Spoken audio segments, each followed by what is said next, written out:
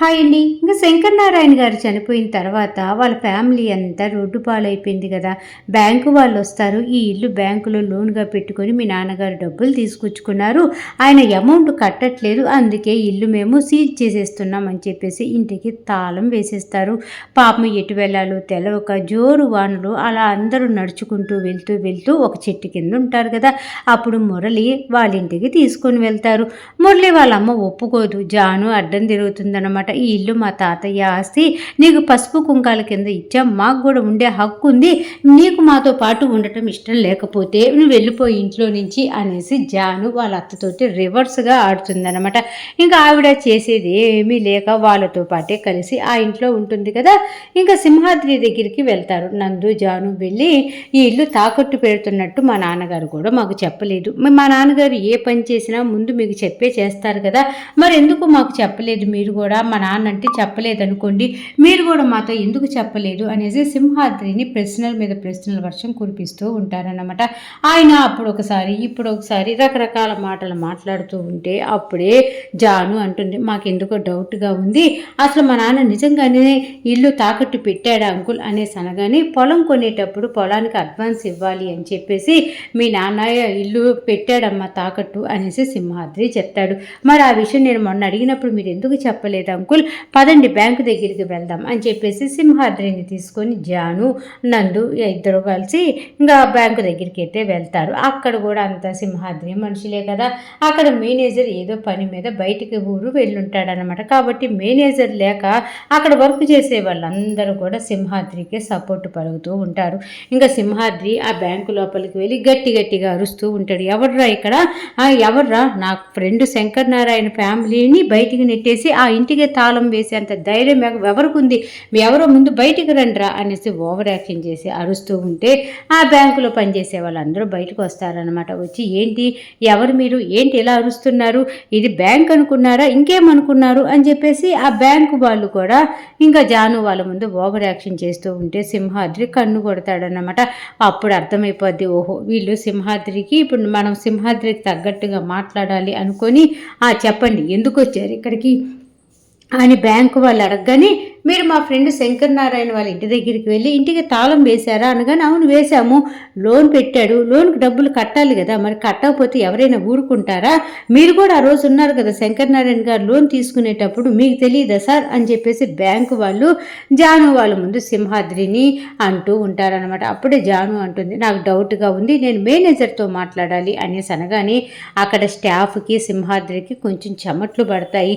అప్పుడే స్టాఫ్ అనుకుంటూ ఉంటారు, మేనేజర్ సార్ అంటే మేము ఇంత ఓవర్ యాక్షన్ ఎందుకు చేస్తాం, ఇప్పుడు మేనేజర్ సార్ లేదు కాబట్టే కదా సింహాద్రి గారు చెప్పినట్టుగా ఆడుకుంటున్నాం అని చెప్పేసి నవ్వుకుంటూ ఉంటారు. జాను అంటుంది, నాకు డౌట్గా ఉంది, మా ఇంటి కాగితాలు ఒకసారి మాకు చూపించండి, మా నాన్న లోన్ పెట్టేటప్పుడు ఆ లోన్ కాగితాలు కూడా చూపించండి అనేసి జాను అడుగుతుంది. ఇంకా ఆ బ్యాంకులో పనిచేసే వాళ్ళు వెళ్తారు, ఆ కాగితాలు తీసుకొస్తారు, జాను చూస్తుంది.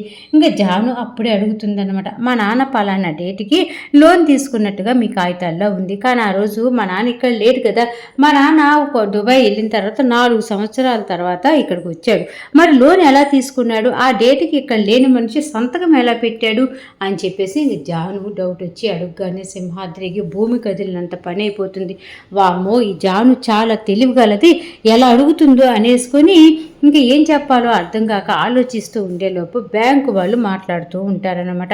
అదేంటమ్మా ఇంకా నువ్వు ఎక్కడున్నావేంటి, ఇప్పుడు అంతా కూడా ఈ మనిషి లోన్ తీసుకోవాలనుకుంటే ఎక్కడ ఉన్నా సరే ఆయన వేరే ముద్ర వేస్తే సరిపోతుంది కదా, అలాగే మీ నాన్న దుబాయ్లో ఉన్నా సరే మేము వీడియో కాల్ చేసి వీడియో ద్వారా అలా చేసామమ్మా, ఇప్పుడు టెక్నికల్ చాలా మారిపోయింది కాబట్టి మేము ఆన్లైన్ ద్వారా మీ నాన్న చేత సంతకం పెట్టించుకునేటట్టుగా చేసాం అని చెప్పేసి ఇంకా జాను వాళ్ళ నాన్న గురించి బ్యాంకు వాళ్ళు అలా చెప్పగానే ఇంకా ఏవి ఆ పేపర్లు ఇటీమని చూస్తుంది. ఆ పేపర్లు కూడా చూసి ఇంకా జాను ఏమీ చేయలేకపోతుంది. నందు అంటుంది, జాను నిజంగానే నాన్న ఇల్లు లోన్ పెట్టాడే, ఆ కాగితాలే కదా ఇవి, నాన్న సంతకం కింద మన సింహాద్రి అంకుల్ సంతకం కూడా ఉంది, అంటే సింహాద్రి అంకుల్ చెప్పింది కరెక్టే, మనం అనవసరంగా సింహాద్రి అంకుల్ని అనుమానించాం అని చెప్పేసి జాను నందు అనుకుంటూ ఉంటారు. అప్పుడే సింహాద్రి అంటారు, చూడండి అమ్మ నందు జాను, ఈ సింహాద్రి అంటేనే జనాలకి హెల్ప్ చేస్తాడే తప్ప వేరే వాళ్ళ సొమ్ముకి ఆశపడే రకం కాదమ్మా అనేసి సింహాద్రి భారీ డైలాగ్ కొడతాడనమాట. ఇంకా జాను అలాగే వచ్చేసేపాటికి నందు ఇద్దరు కలిసి ఇంకా బయలుదేరతారా. వాళ్ళతో పాటు సింహాద్రి కూడా వెళ్తాడు. ఇంకా మురళీకృష్ణ ఇంటి దగ్గర మురళీకృష్ణ వాళ్ళ అమ్మ శాంత గారు అంట్లు తోముతూ ఉంటారనమాట. ఇంకా తోమి ఆవిడ తోమకుండా ఆ సామాన్లన్నీ కూడా దమ దమ దమ దమ సౌండ్ చేస్తూ ఇంకా ఇంట్లో ఉన్న వాళ్ళ మీద ఇష్టం లేక అంట్లు తోముకుంటూ ఉంటే శాంత వాళ్ళ అమ్మ అంటూ ఉంటారు, ఏమే శాంత, నీకు పేరైతే శాంత అని పెట్టాం కానీ నీకు శాంతం లేదేంటి అని చెప్పేసి అనగానే, ఎలా ఉంటుంది శాంతం, అందరూ వచ్చి ఇంటి మీద పడ్డారు, మా ఇంటికి రావద్దు వెళ్ళిపోండి అన్నా సరే వినకుండా ఈ ఇంట్లోనే తిష్ట వేశారు, మరి ఎలా ఉంటుంది అని చెప్పేసి శాంత అంట్లు తోముకుంటూ ఉండేలోపే జాను నందు సింహాద్రి ముగ్గురు ఇంటి లోపలికి వస్తారనమాట. సింహాద్రి ఇంటి లోపలికి రావటమే శారదా గారిని చూసి, ఏమ్మా చెల్లి, ఈ అన్నయ్య లేడనుకున్నావా, ఉన్నా కూడా అన్నయ్య చనిపోయాడు అనుకున్నావా, ఆ బ్యాంకు వాళ్ళు వచ్చి మీ అందరినీ కూడా ఇంట్లో నుంచి అలా బయటికి గెంటేస్తూ ఉంటే మా నిల్లుందని గుర్తుకు రాలేదా అమ్మ, చెప్పండి, నాకు ఒక ఫోన్ కాల్ చేశాను చెప్పలేదేంటమ్మా, నేను గుర్తుకు రాలేదా, శంకరనారాయణ పిల్లలైతే ఒకట, నా పిల్లలైతే ఒకట, అలా నా పిల్లలు రోడ్డు ఎక్కితే నేను చూస్తూ ఉంటానా, అలాగే నా ఫ్రెండ్ పిల్లలు కూడా అనాథల్లాగా రోడ్ల మీద ఉంటే నేను ఎలా చూడగలను అనుకున్నావు, వెంటనే మీరందరూ కలిసి మన ఇంటికి రాకుండా ఇక్కడికి వచ్చారేంటి అనేసని మళ్ళీ అంటాడనమాట. ఓహో, ఇది ఎలాగైనా సరే మీ రక్త సంబంధం ఇల్లే కదా, మురళీకృష్ణ అంటే మీకు మేనల్లుడే కదా, కాబట్టి మీరు ఎప్పటికైనా ఒకటవుతారు, కాబట్టి ఇక్కడ ఉండటమే మంచిది అని చెప్పేసి సింహాద్రి మళ్ళీ మాట మార్చేస్తాడనమాట. అప్పుడే శాంత అంటుంది, కావాలంటే ఇప్పుడైనా తీసుకుని వెళ్ళండి, మేమేం ఉండమని ఇక్కడ ఎవడు ఉండమని వాళ్ళని బతిమలాడేవాడు ఎవడూ లేడు, కావాలంటే ఇప్పుడేం తీసుకొని వెళ్ళిపోయింది, ఎలాగో వచ్చారు కదా అని చెప్పేసి ఇంకా శాంత గారు ఇష్టం వచ్చినట్టుగా మాట్లాడుతూ ఉంటారనమాట. పాపం ఇంకా శారదా గారు బాధపడుతూ ఉంటారు కానీ ఇంకా చేసేది ఏమీ లేక అలాగే చూస్తూ ఉంటారు. ఇంకా సింహాద్రి అంటాడు, నేనున్నాను మీకు తోడుగా, మీరు ఎటువంటి ఇబ్బంది పడ్డా నేను చూస్తూ ఉండలేను, చూడమ్మ జాను, ఎప్పుడైనా ఏ ఇబ్బంది అన్నా వస్తే సింహాద్రి అంకుల్ ఉన్నాడని మర్చిపోమాకు అనేలోపే నందు అంటుందన్నమాట, అంకుల్ ఆ తోట సంగతి ఏంటో చూడండి, నన్ను ఫారెన్ సంబంధానికి ఇచ్చి పెళ్లి చేస్తామన్నారు కదా, వాళ్ళతో మాట్లాడి ఆ పెళ్లి విషయం కూడా కనుక్కొని నన్ను ఫారెన్ పంపించేసేయండి అంకుల్, అప్పుడు నన్ను ఫారెన్ పంపించేస్తే నా కోరిక తీరుతుంది, అలాగే మా నాన్న ఆత్మ కూడా శాంతిస్తుంది అనేసి నందు చెప్తుంది. ఇంకా జాను అంటుంది, అవును అంకుల్, ముందు అక్కకి పెళ్లి చేయాలి, ఆ తోట వల్లే కదా అక్క పెళ్లి ఆగిపోయింది, ముందు ఆ తోట సంగతి కనుక్కొని ఆ తర్వాత పెళ్లి చేసేయాలి అని చెప్పేసి ఇంకా అందరూ కలిసి నందు పెళ్లి గురించి ఆ తోట గురించి ఇంటి గురించి మాట్లాడుకుంటూ ఉంటే ఈలోపే మురళి వస్తాడనమాట.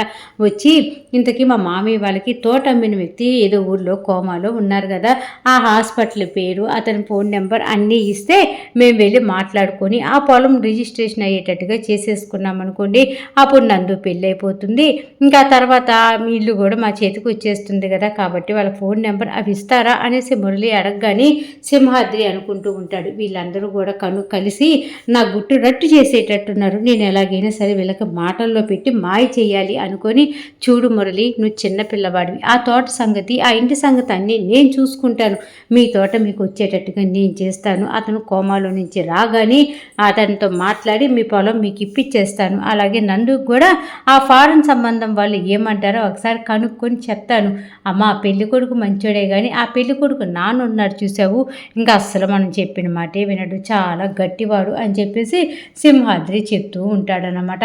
ఇంకా కొంచెం జానుకి డౌట్గానే ఉంటుంది సింహాద్రి ప్రవర్తన చూసి, ఈ మధ్య అంకుల్ తేడాగా ఉంటున్నాడు, ఇంకా ఆయన మాట తీరు అంతా కూడా తేడాగానే ఉంటుంది అనేసి ఆలోచించుకుంటూ ఉంటుందన్నమాట. ఇంక ఇక్కడ ఇలా జరుగుతూ ఉంటుందా, ఇంకా మురళీకృష్ణ వీళ్ళందరూ కూడా సింహాద్రికి బాయ్ చెప్పి సింహాద్రి అక్కడి నుంచి వెళ్ళిపోతాడు.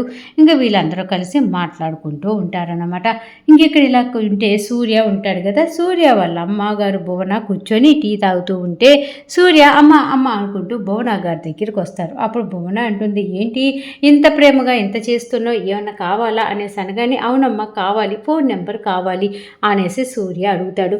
అప్పుడు భువన గారు అంటారనమాట, ఫోన్ నెంబర్ ఏంట్రా, ఆల్రెడీ నీకు ఫోన్ నెంబర్ ఉంది కదా, ఇంకో ఫోన్ నెంబర్ దేనికి అనేసి అనగానే, అమ్మ అడుగుతుంది నా కోసం కాదమ్మా, మీ ఫ్రెండ్ డాక్టర్ పద్మ ఆంటీ ఉంది కదా, ఆ ఆంటీ ఫోన్ నెంబర్ కావాలి అనగానే ఏమైంది నాన్న, నీకు ఒంట్లో బాగోలేదా ఏంటి, అయినా డాక్టర్ గారి గురించి అడుగుతున్నావేంటి, నీ హెల్త్ బాగానే ఉందా అనేసి భువన గారు కంగారు పడిపోతూ ఉంటే సూర్య అంటాడు, అమ్మ ఎందుకు అంత కంగారు పడుతున్నావు, నా ఆరోగ్యం బాగోలేక కాదు నిన్ను అడుగుతుంది, నా ఫ్రెండ్ వాళ్ళకి చూపించుకుంటాను అంటే పద్మాంటిదే బాగా చూస్తుంది కదా, తెలిసిన ఆవిడ కదా, అక్కడికి తీసుకొని వెళ్దామని ఫోన్ నెంబర్ అడుగుతున్నా అనగానే నీకు ఫోన్ నెంబర్ ఇవ్వటం ఎందుకు, ఉండు ఇప్పుడే చేస్తా ఫోను అని చెప్పేసి డాక్టర్ పద్మ గారికి భువన ఫోన్ చేస్తూ ఉంటుందన్నమాట.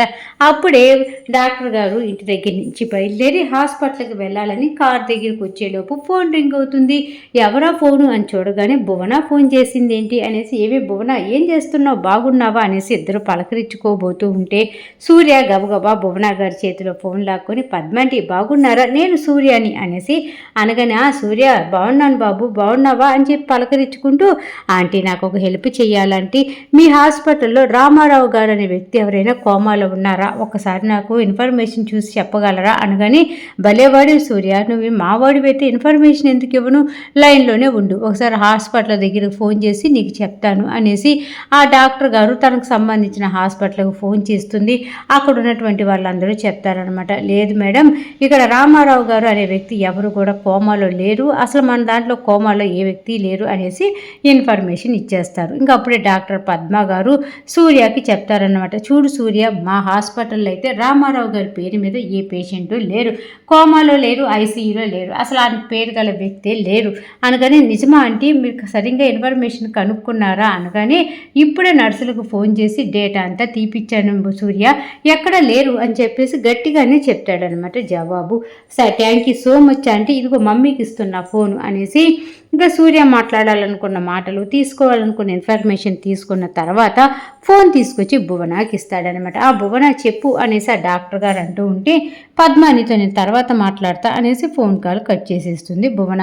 ఇంకా సూర్య గబగబా బైక్ వేసుకొని వెళ్ళిపోబోతూ ఉంటే, రే సూర్య ఎక్కడికి రా, ఇప్పుడేగా ఇంటికి వచ్చావు మళ్ళీ ఎక్కడికి వెళ్తున్నావురా అని చెప్పేసి భువన గారు పిలుస్తూ ఉంటే, అమ్మ అర్జెంటుగా బయట పని ఒకటి ఉంది, ఆ పని చూసుకొని వస్తానమ్మా అని చెప్పేసి ఇంకా భువన గారు ఎంత పిలుస్తున్నా సరే మొత్తానికి సూర్య బయలుదేరి జాను దగ్గరికి వెళ్తాడు. ఎందుకంటే జాను సూర్య ఇద్దరూ కలిసి రామారావు గారి ఇంటికి వెళ్ళినప్పుడు రామారావు గారి కొడుకు చెప్తాడు కదా, మా నాన్న లేడు కోమాలోకి వెళ్ళున్నాడు, కాబట్టి కోమాలో ఉన్నాడు, పలానా ఊరు పలానా హాస్పిటల్ అనేసి అది గుర్తుకొచ్చి సూర్య పలానా హాస్పిటల్ అది మా పద్మాంటి వాళ్ళదే కదా, వాళ్ళని అడిగితే ఇన్ఫర్మేషన్ తెలుస్తుంది కదా అని గుర్తొచ్చి ఆ డాక్టర్ గారికి ఫోన్ చేయటము, అక్కడ రామారావు గారు ఎవరూ లేరని ఇన్ఫర్మేషన్ రావటము, ఆ సూర్య జానుకి చెప్పాలని బయలుదేరుతూ వెళ్తూ ఉండేలోపు ఈరోజు సీరియల్ ఎపిసోడ్ అయితే ఇలా జరుగుతూ వచ్చిందా. ఇంకా నందు ఇప్పుడు మురళీకృష్ణ వాళ్ళ ఇంట్లో ఉంటుంది కదా, నందు ఫోన్ రింగ్ అవుతూ ఉంటుందన్నమాట. నందు ఏదో పని మీద ఉండి ఫోన్ రింగ్ అవుతున్న ఫోన్ చూసుకోదు. అక్కడే ఉన్నటువంటి మురళి నందుకి ఎవరో ఫోన్ చేస్తున్నారు అని చెప్పేసి ఛార్జింగ్ పెట్టుంటుంది నందు.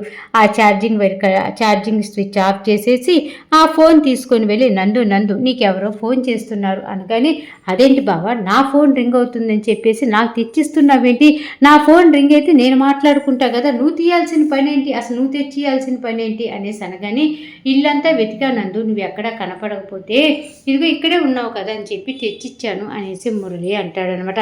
ఇప్పుడు ఫోన్ వచ్చినప్పుడు నేను కనపడలేదని చెప్పేసి వెతుక్కుంటూ వచ్చావు, ఒకవేళ నేనే కనపడకుండా వెళ్ళిపోతే వెతుక్కుంటూ వచ్చేస్తావా అని చెప్పేసి రకరకాలుగా మురళిని నందు మాటలతోటి బాధ పెడుతూ ఉంటుంది. మురళి బాధపడుతూ ఉంటే ఈరోజు ఎపిసోడ్ అయిపోయిందన్నమాట. మొత్తానికి సీరియల్ బాగుంది, చక్కగా ఉంది, అర్థమయ్యింది అనుకుంటే మర్చిపోకుండా నా ఛానల్ని లైక్ చేయండి, షేర్ చేయండి, సబ్స్క్రైబ్ చేసుకోండి, కింద బెల్ సింబల్ ఉంటుంది కదా దాన్ని గట్టిగా ఒక్క బాధేసేయండి. నెక్స్ట్ వచ్చే ఎపిసోడ్లో మళ్ళీ కలుద్దాం, అంతవరకు ఉంటాం మరి, బాయ్.